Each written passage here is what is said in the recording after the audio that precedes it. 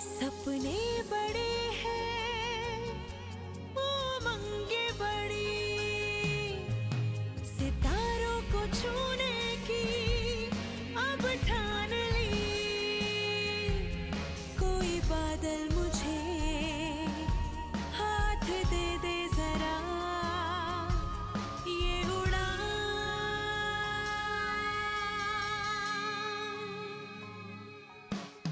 आशाओं के पंख लिए मैं छूने चली आसमान नया। जो दिल में है वो पाना है, जो सोचा वो कर दिखाना है। सपनों को देनी है जिंदगी, कदमों को उड़ना सिखाना है। ये उड़ान है मेरी, ये पहचान है मेरी, ये पहचान है मेरी, ये पहचान है मेरी।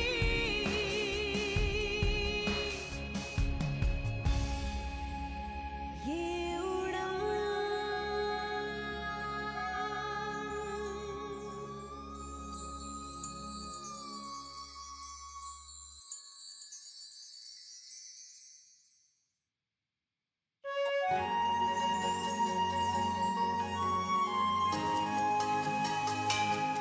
हेलो बच्चों, मैं हूं सुनिधि चौहान, आपकी सहेली और एक सिंगर भी।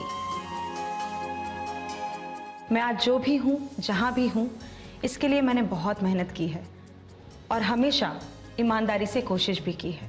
लेकिन अपनी सफलता का सबसे ज़्यादा श्रेय मैं अपने पापा को देती हूं, क्योंकि उन्होंने हर कदम पर मेरा सही मार्गदर्शन किया, मुझे हौसला दिया और इस बात का विश्वास दिलाया कि मैं जो भी करना चाहती हूँ वो कर सकती हूँ। पर एक बात कहूँ, मैं भी आप लोगों की तरह ही थी, एक छोटे से गांव अरनिया से। पर मेरे सपने कभी छोटे नहीं थे। कुछ बड़ा करना है, कुछ बन के दिखाना है, ये मैंने मन में ही ठान लिया था। और शायद यही वजह है कि आज मैं अपनी एक पहचान बनाने में कामयाब हो पाई हूँ। लगन से कोशिश करेंगे तो आप लोग भी अपनी मंजिल को ज़रूर पा सकते हैं। सफल होने के लिए अपने आप पर विश्वास करना सीखिए। आत्मविश्वास बहुत ज़रूरी चीज़ है और अगर आप अपने पूरे व्यक्तित्व पर अच्छे से ध्यान देंगे और उसे निखारने की कोशिश करेंगे तो आपका आत्मविश्वास और भी बढ़ेगा। तो बच्चों, मैं आपसे यही कहना चाहूँगी कि व्यक्तित्व संवारने वाली वो सभी बातें जैसे सकारात्मक सोच, व्यक्तिगत स्वच्छता और शिष्टाचार जैसी चीज़ों पर ध्यान दें, क्योंकि अगर आप इन सभी चीज़ों को अपनी ज़िंदगी का हिस्सा बना लेते हैं तो मुझे पूरा विश्वास है कि आप सभी के पास कल एक प्रभावशाली और आकर्षक व्यक्तित्व होगा और फिर आपको अपने सपनों की उड़ान भरने और आसमान छूने से कोई नहीं रोक सकता। बच्चों, अब जो फिल्म आप देखने जा रहे हैं उसमें व्यक्तित्व विकास से जुड़ी हुई बहुत ज़रूरी बातें बताई गई हैं। इस फिल्म को ध्यान से देखिए और इसमें वो सारी अच्छी बातें, अच्छी आदतें अपनी ज़िंदगी में उतारने की कोशिश कीजिए।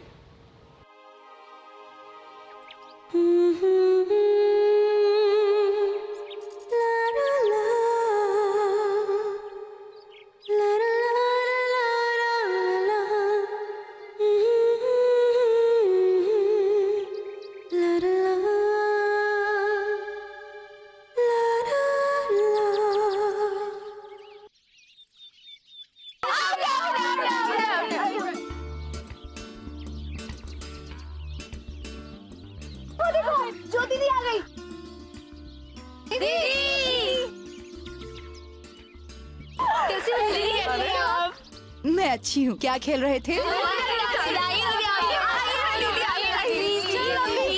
चलो।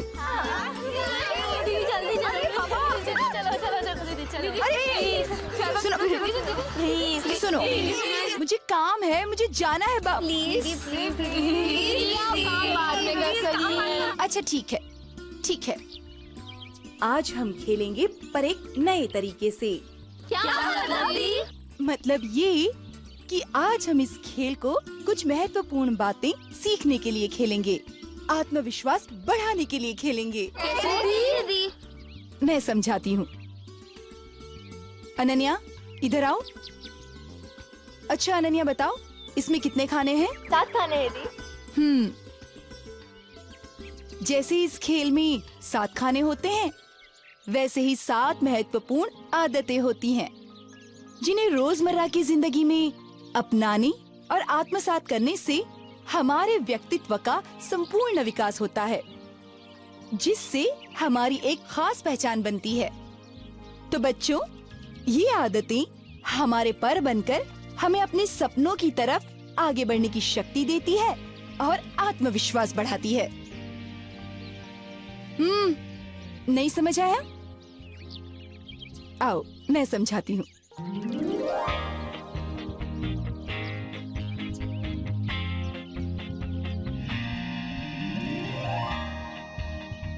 प्रज्ञा, इधर आओ। हाँ दीदी बोलिए। तुम इनमें से किस आदत के बारे में जानना चाहती हो?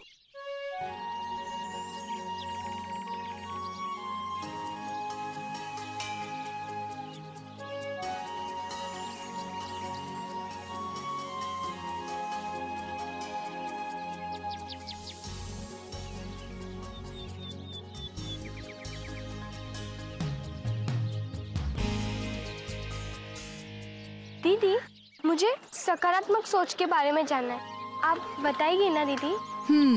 ठीक है। जिंदगी के प्रति सकारात्मक नजरिया और रवैया अपनाने से आपके व्यक्तित्व में एक खास आकर्षण पैदा होता है, जिससे लोग आपकी तरफ बहुत जल्दी आकर्षित होते हैं और आसानी से प्रभावित भी हो जाते हैं। वैसे ही नकारात्मक रवैये से लोग आपसे दूर भागते हैं, न ही बात करना पसंद करेंगे और न ही मिलना पसंद करेंगे। तो बच्चों, सकारात्मक नजरिया और रवैये के विकास के लिए हमें कुछ छोटी छोटी बातों पर ध्यान देना होगा। जैसे पहली बात, अपनी काबिलियत और अपने हुनर को पहचानें। दी, काबिलियत में क्या क्या आता है? काबिलियत में जैसे आप में से कई बच्चियां होंगी जिसको अच्छा नाचना आता होगा, अच्छा गाना गाना आता होगा और जो अच्छी चित्रकार भी होंगी। ये काबिलियत है और कोशिश करें इसे पहचानें, और कोशिश करने में कभी कमी नहीं आनी चाहिए। और दूसरी बात, कभी खुद की तुलना दूसरों के साथ ना करें, ऐसा करने से नकारात्मक भावनाएं बढ़ती हैं। और तीसरी बात, कभी भी किसी भी बात की शुरुआत पूरे आत्मविश्वास के साथ करनी चाहिए। एक और चीज जो मैं आपको ध्यान दिलाना चाहती हूँ, और वो ये, किसी को कोसने या किसी की शिकायत की आदतों से बचे। ऐसे कमजोर लोगों के लक्षण होते हैं, समझे? चलो एक काम करती हूँ, सौम्या जाओ मेरा बैग तो लेकर आओ।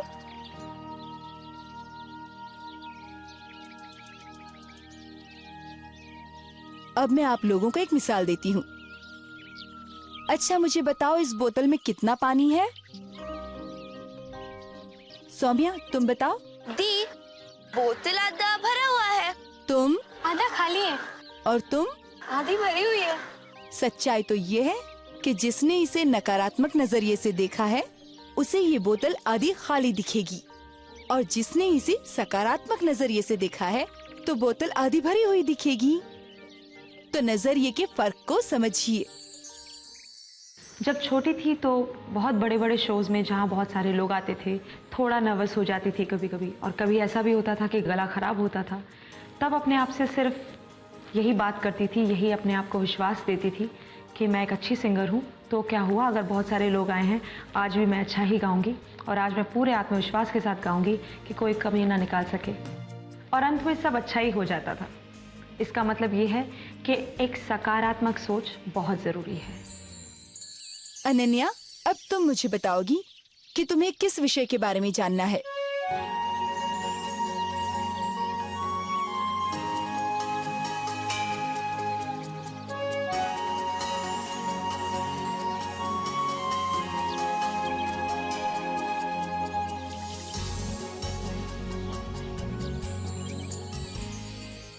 तन और मन दोनों के स्वस्थ होने का मतलब है पूरी तरह से स्वस्थ होना। इससे शारीरिक और मानसिक योग्यताओं का पूरा विकास होता है और आप हमेशा चुस्त, तरोताजा, आत्मविश्वास से भरपूर रहती हैं और आपके अंदर एक खास आकर्षण पैदा हो जाता है। जिससे कोई भी आपको नजरअंदाज नहीं कर सकता। तो इसलिए स्वस्थ रहने के लिए कुछ बातों को अपने दैनिक जीवन का हिस्सा बना लेना चाहिए। जैसे पहली बात, खाने की बात करें, कुछ भी खाने की बजाय समय पर पौष्टिक खाना खाना चाहिए। और दूसरी बात, अच्छा खाना खाना ही काफी नहीं होता, उसके लिए नियमित रूप से व्यायाम करना चाहिए। और तीसरी बात, ध्यान लगाना चाहिए। इससे हमारा मानसिक स्वास्थ्य सही रहता है और एकाग्रता और याददाश्त भी बढ़ती है। तन मन को स्वस्थ रखने के साथ साथ अभी और भी बातें हैं जिन्हें हमें खेल खेल में सीखनी है। तो तैयार हैं आप सब? प्रिया, आगे आओ। अच्छा, मुझे बताओ, तुम्हें किसके बारे में जानना है?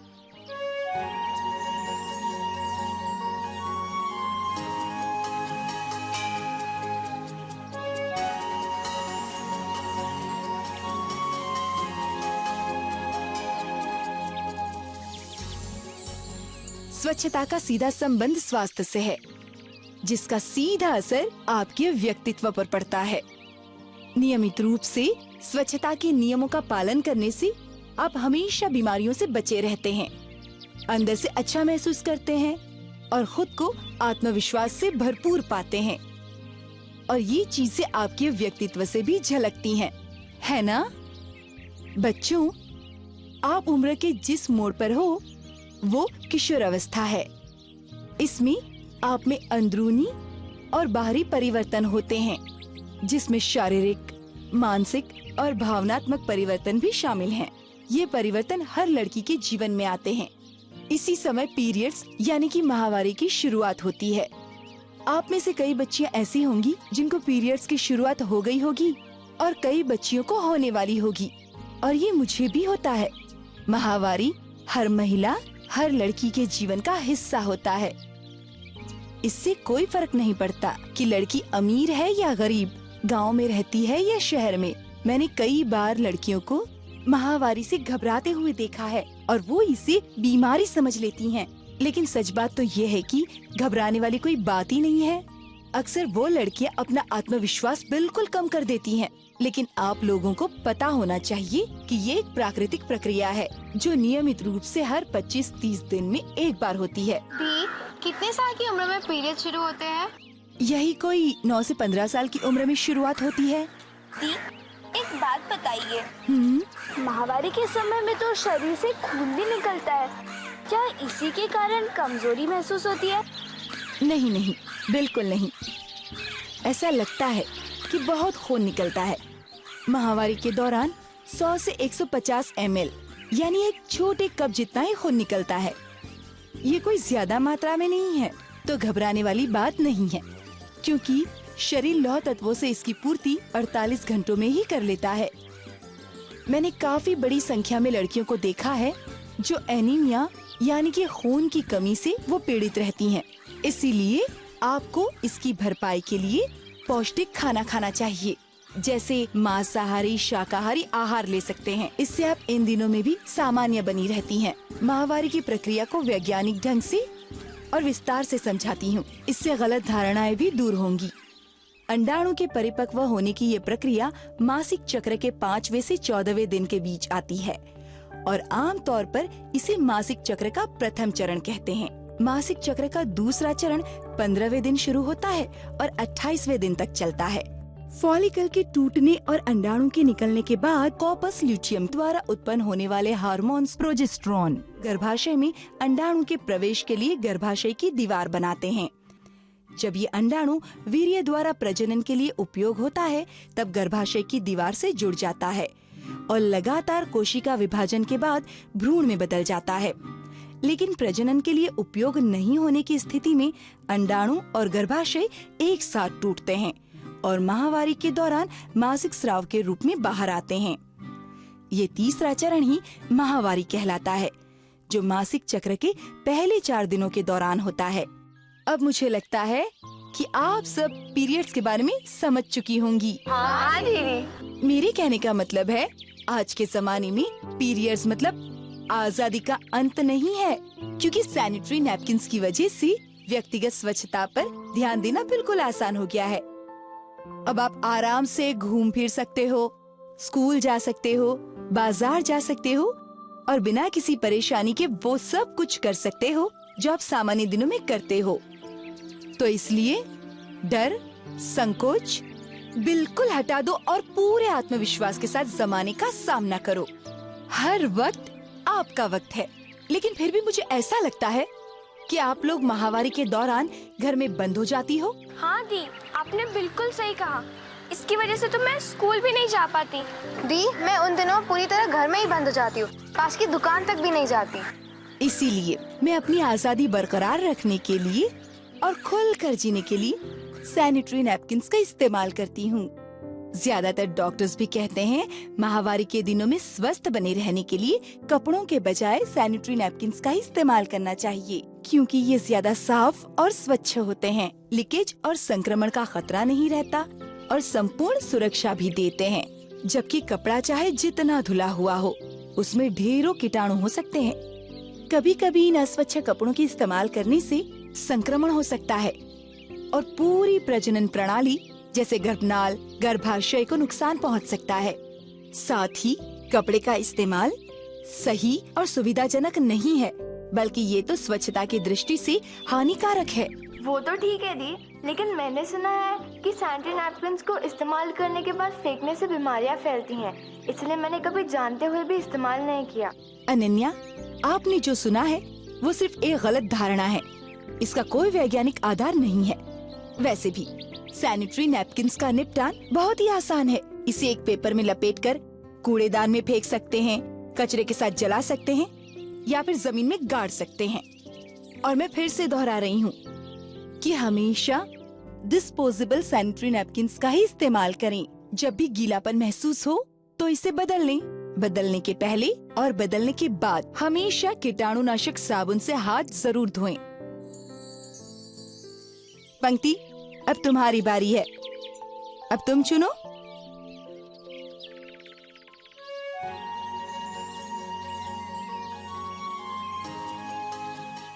बातचीत में निपुण होना व्यक्तित्व के मजबूत पहलुओं में से एक है।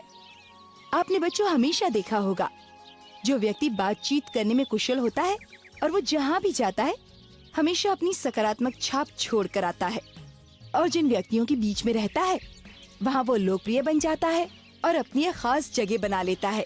बातचीत की कला आपको लोगों के बीच में लोकप्रिय बनाती है और साथ ही व्यवहारिक दुनिया में भी सफल होने के लिए मदद करती है। तो बच्चों, आज से ठान लीजिए कि प्रभावशाली ढंग से ही बात करनी है। इसके लिए हमें कुछ छोटी छोटी बातों पर ध्यान देना होगा, जैसे बातचीत हमेशा मुस्कुराकर करनी चाहिए। बातचीत करते समय चेहरे पर डर, संकोच, शर्म के भाव आने नहीं देने चाहिए। लेकिन दी, मुझे नए लोगों से बात करने में बहुत घबराहट होती है। इसके लिए खुद से कभी कभी आईने के सामने खड़े होकर बात करनी चाहिए, जिससे आत्मविश्वास बढ़ेगा और डर, झिझक और घबराहट जैसी भावनाएं खत्म हो जाएंगी। इसके अलावा ध्यान रखने वाली एक सबसे महत्वपूर्ण चीज है बॉडी लैंग्वेज। बात करते वक्त जरूरत के मुताबिक शारीरिक मुद्राओं यानी बॉडी लैंग्वेज का प्रयोग करने से आपकी बातचीत में जान आ जाती है। बातचीत के दौरान शब्दों के साथ साथ विभिन्न अंगों जैसे आँख, कंधा और हाथ का प्रभावशाली ढंग से हम इस्तेमाल कर सकते हैं, जैसे हाँ और ना। जब मम्मी हमसे कुछ बात करती हैं और आप जब मना करते हो तो कैसे करते हो?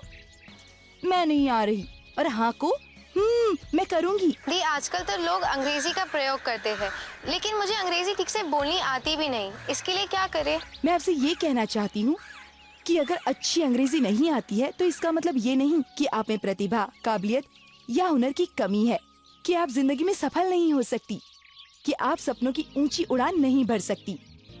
अंग्रेजी के बिना आप वो सब कुछ कर सकती हो जो आप करना चाहती हो। वास्तव में निराश होने वाली कोई बात ही नहीं है, और भाषाओं की तरह अंग्रेजी भी एक भाषा है जिसे सीखना पहाड़ पे चढ़ने जैसा मुश्किल काम नहीं।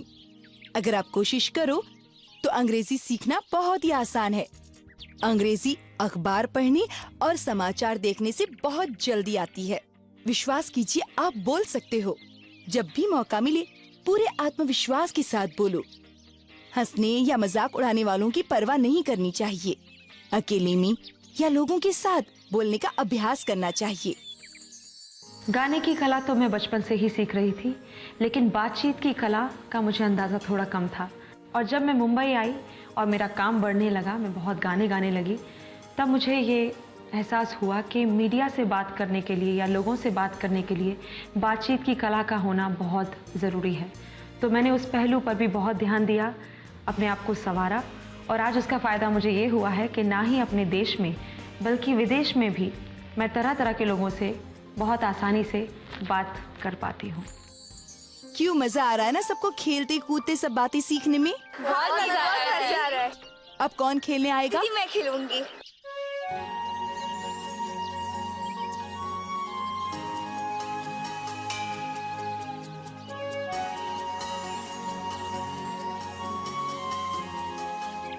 आप मुझे शिष्टाचार के बारे में बताएंगी? बिल्कुल। अदब से पेश आने वाला एक सभ्य और संस्कारवान व्यक्ति सबका दिल जीत लेता है। उसे सबका प्यार और सम्मान मिलता है। इसलिए रोजमर्रा की जिंदगी में शिष्टाचार और संस्कार से जुड़ी बातों पे ध्यान देना चाहिए।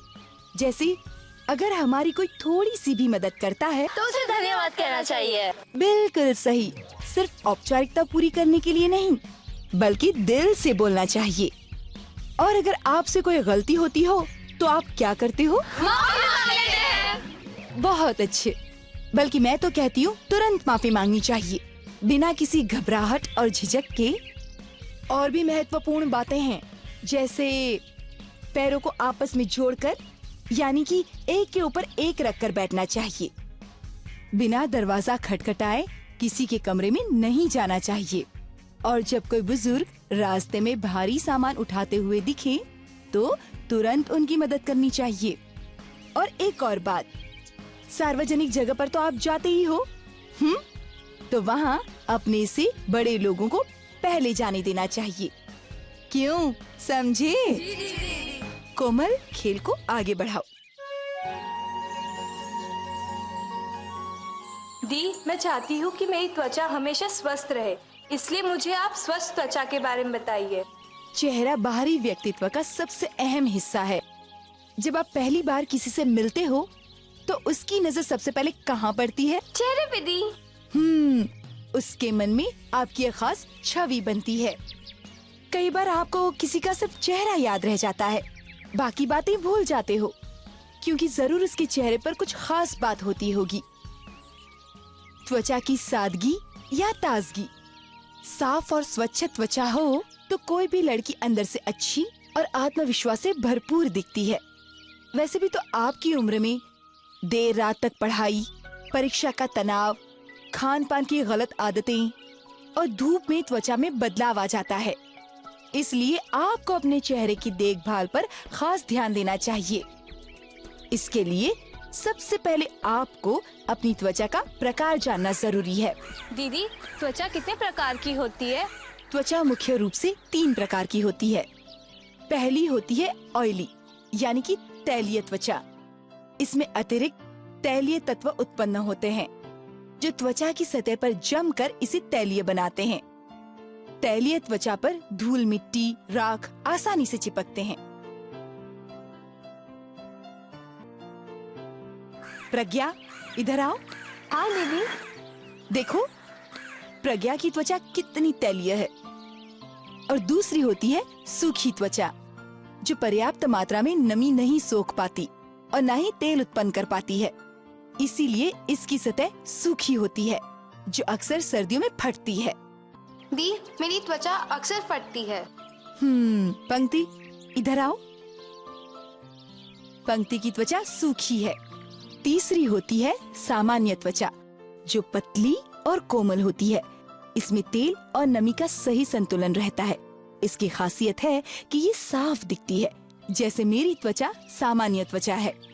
दी, त्वचा के प्रकार तो आपने बता दिए, अब हमें बताइए कि त्वचा की देखभाल कैसे करनी चाहिए। हाँ, वो भी बताती हूँ। त्वचा की देखभाल के लिए सबसे पहला और महत्वपूर्ण कदम है इसकी सफाई। पानी से चेहरा जितनी बार धो सकती हैं धोएं। त्वचा की सफाई का सबसे अच्छा जरिया है और जरूरी भी है। लेकिन काफी नहीं, क्योंकि चेहरे की त्वचा शरीर के और अंगों से सबसे नाजुक और कोमल होती है। इसलिए इस पर विशेष ध्यान देना बेहद जरूरी है, जो किसी साबुन से संभव नहीं। साबुन के बजाय किसी सौम्य फेस वॉश का इस्तेमाल करना चाहिए।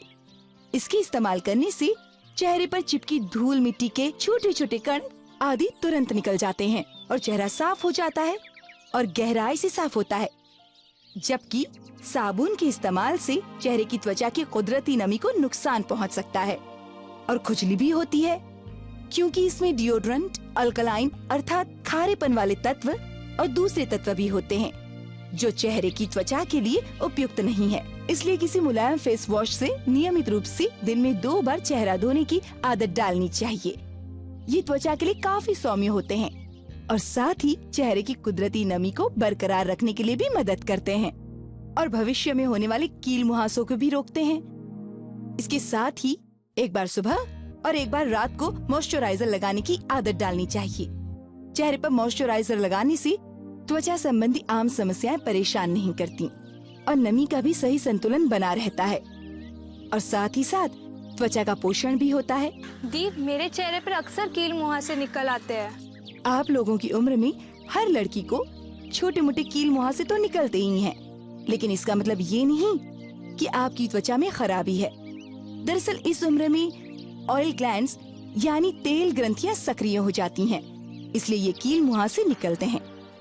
हाँ, अगर ये कील मुहासे गंभीर समस्या का रूप धारण कर लेते हैं तो इसके लिए स्किन स्पेशलिस्ट यानी कि त्वचा विशेषज्ञ से संपर्क करना चाहिए। कोमल, अब तो तुम्हें पता चल गया होगा त्वचा की देखभाल अच्छी तरह कैसे की जाती है। दी, आप तो बहुत अच्छी बात बता रही है। मैंने तो ये कभी सोचा ही नहीं। आप लोग भी इन बातों को याद रखिए और इन पर अमल कीजिए ताकि आपकी त्वचा हमेशा साफ और स्वस्थ रहे। अब तो खेल का एक ही खाना बचा है, भूमिका के नाम। हमारे बाहरी व्यक्तित्व की छवि काफी हद तक कपड़ों से बनती है। कपड़ों से ही हमारे संस्कार और सोच का पता चलता है। इसलिए पहनावे के प्रति कभी लापरवाही नहीं करनी चाहिए। कपड़े नए हों या पुराने, लेकिन साफ सुथरे और इस्त्री किए हुए होने चाहिए। अवसर के अनुसार ही कपड़े पहनने चाहिए जिसमें आप सहज महसूस करें और जो आप पे जचते हो। ऐसे कपड़े पहनने चाहिए जिससे आप अंदर से अच्छा महसूस करें और जो आपके आत्मविश्वास को भी बढ़ाए। पहले मैं अपने पहनावे पर बिल्कुल ध्यान नहीं देती थी, पर जैसे ही करियर आगे बढ़ने लगा और मैं थोड़ी फेमस हो गई तो मुझे ऐसा लगा कि मुझे अपने कपड़ों पर, अपने पहनावे पर थोड़ा ध्यान देना चाहिए, क्योंकि ये बहुत ज़रूरी है। तब से मैंने ठान लिया कि मैं जब भी घर से बाहर निकलूंगी मैं इस बात का ख्याल रखूंगी कि मैंने क्या पहना है, मैं कहाँ जा रही हूँ और मुझे उसके अनुसार क्या पहनना चाहिए। बच्चों, आप अपने व्यक्तित्व का संपूर्ण विकास कैसे कर सकते हो ये तो मैंने बता दिया। अब आप पर है कि आप इसे कैसे निखारते हो, इसे कैसे आकर्षक और प्रभावशाली बनाते हो। प्रतिभा पाटिल, सुष्मिता सेन, कल्पना चावला, पीटी उषा जैसा बनना और उनके जैसा काम करना कौन लड़की नहीं चाहती होगी। ये सभी महिलाएं सिर्फ अपने काम और असाधारण उपलब्धियों के लिए ही नहीं जानी जाती। इनका करिश्माई व्यक्तित्व भी इनकी खास पहचान है, जिससे देश ही नहीं दुनिया भर की लड़कियां इनसे प्रेरित और प्रभावित हैं। इन सभी ने अपने व्यक्तित्व के साथ साथ बाकी पहलुओं को भी बखूबी तराशा है, कपड़े पहनने के ढंग से लेकर बोलने तक। अच्छा बच्चों, बताओ, बातचीत की कला निखारने के लिए मैंने आपको क्या क्या तरीके बताए थे? दीदी, मैं बताऊं? आईने के सामने खड़े होकर खुद से बात करनी चाहिए और बात करते समय बॉडी लैंग्वेज का प्रयोग करना चाहिए। बहुत अच्छा प्रज्ञा। अच्छा सौम्या, अब आप बताओ, व्यक्तित्व के विकास के लिए कौन कौन सी आदतों को आत्मसात करना चाहिए? पहली है सकारात्मक सोच, स्वच्छ तन मन, साफ कपड़े और बातचीत की कला। दी, बाकी की मैं बताऊं? स्वस्थ त्वचा, व्यक्तिगत स्वच्छता और शिष्टाचार। हाँ, बहुत बढ़िया। मैं खुश हूँ कि आप सबको वो सारी बातें याद हैं।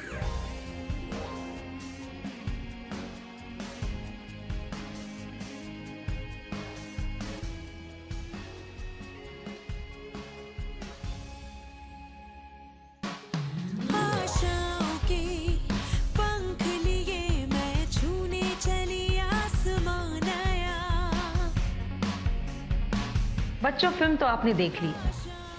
इसे बनाने और दिखाने का एक मकसद है कि आप इससे कुछ नया सीखें और कुछ नया करने के लिए प्रेरित हों। मुझे इस बात का भी यकीन है कि आज आपने व्यक्तित्व विकास से जुड़ी हुई सारी अच्छी और ज़रूरी बातें सीखी होंगी। अंत में मैं बस इतना ही कहना चाहती हूँ कि इसमें दिखाई और सिखाई हुई सभी बातों की अहमियत समझते हुए उन्हें याद रखें, क्योंकि ये ज़िंदगी के हर कदम पर आपके काम आएंगी। तो पूरे आत्मविश्वास के साथ आगे बढ़िए, आपके सपने भी पूरे होंगे, आपको मनचाही मंजिलें भी मिलेंगी। मेरी ढेर सारी शुभकामनाएं आप लोगों के साथ हैं। ये उड़ान